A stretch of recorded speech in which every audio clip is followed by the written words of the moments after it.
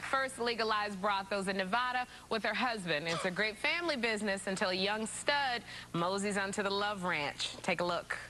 What do you want? Want? Yeah, what do you want? I want you to be my manager. I want you to be with me, and I just like you, okay? What do you mean you like me? I mean, look at me. Look at me. I'm old. I'm not like those girls that... Wow! Please welcome Oscar winner Helen Mirren and her husband, director of the Love Ranch, and fellow Oscar winner Taylor Hackford.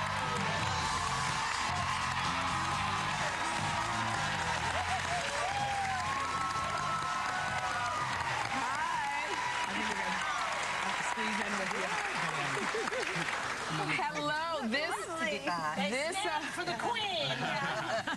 This film was something I could not stop watching, and that scene when you guys go see the movie, that scene I don't even want to get was so hot.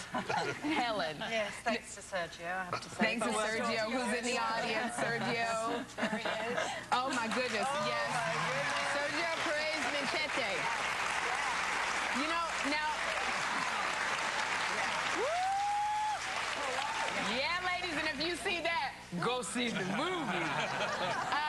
Now, you know, ask me why. You know, why were you interested in doing this movie? Well, I got to be in a film directed by my husband. Yes. I got to shoot in the beautiful New Mexico that Jessie is from, Albuquerque, and I got to kiss Sergio Perez. Not that.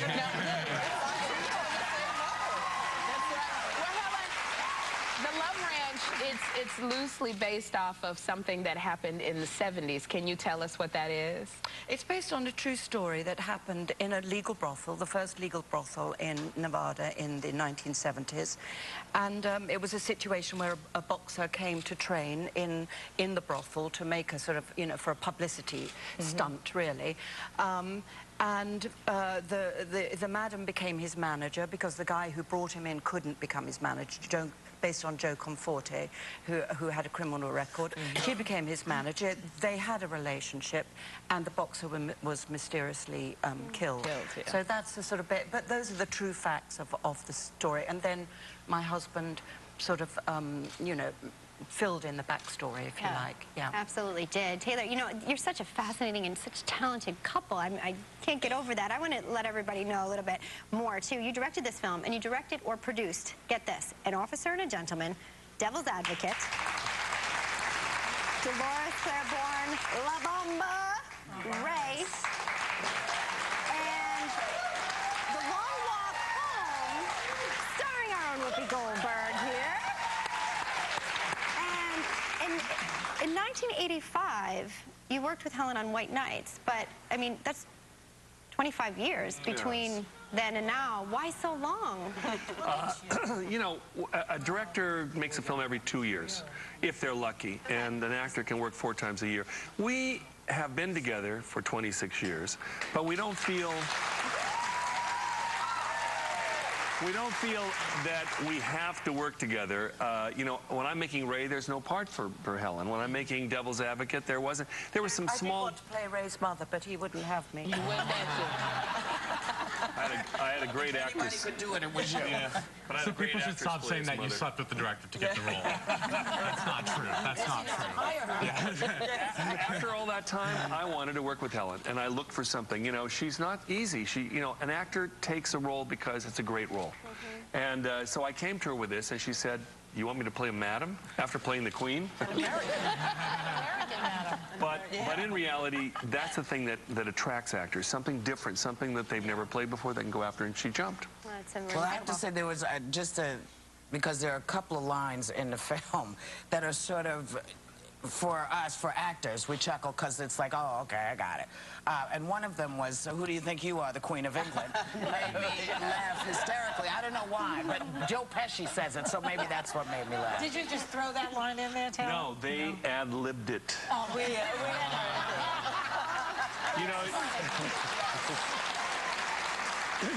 You know, you're there waiting with the camera. The actors have been in the car, obviously talking, and then all of a sudden they get out of the car and bang, I said, that'll never be in the movie.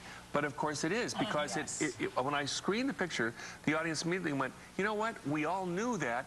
this disarmed it right there. Now we can relax and get into the film. Right. You know, I was reading, Helen, that that you said that you are a good girl, but you want to be a bad girl. Now, in this movie, you play a bad girl. So have you satisfied this need to be a bad girl?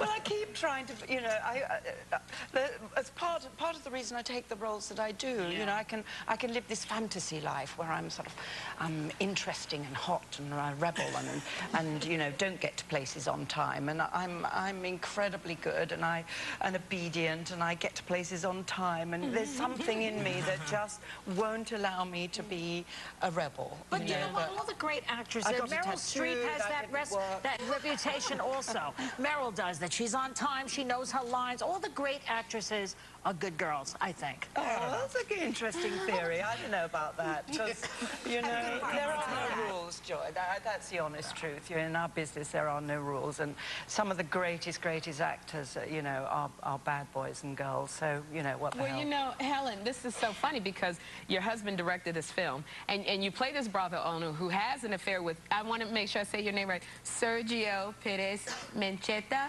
Perfect. Woo, baby. Okay. And you have an affair. He's a much younger man. And you know, there are scenes in there where the attraction is so strong. How was that being directed under your husband to do that? Was it kind of... You know, it was, I have to say, it was kind of great, you know, because obviously I trust my husband. Right. My husband knows me. He knows what I look like first thing in the morning, last thing at night. You know, he knows me. He knows my body. He knows my face. He knows me with makeup, without makeup. So I can trust him, and I'm comfortable with him, obviously. And Taylor, the other guy. I trust my wife.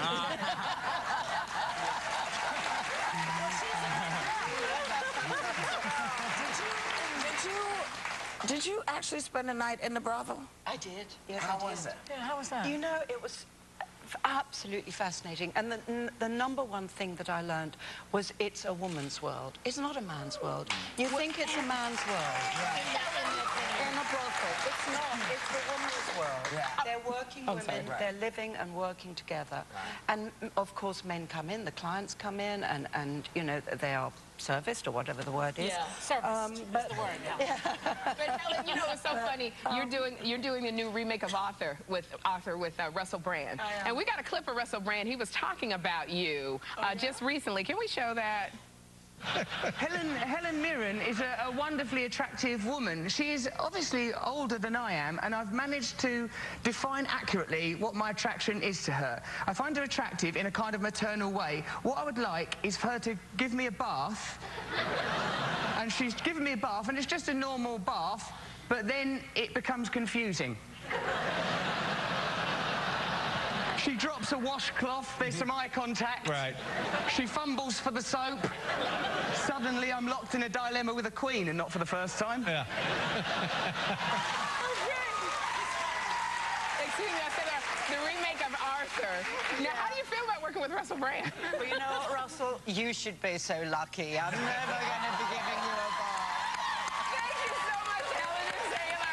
Our thanks to Helen Mirren and Taylor Hackford. Love Ranch opens in theaters tomorrow. When we come back, the kindergarten teacher just acquitted of child molestation charges against her students and even her own daughter.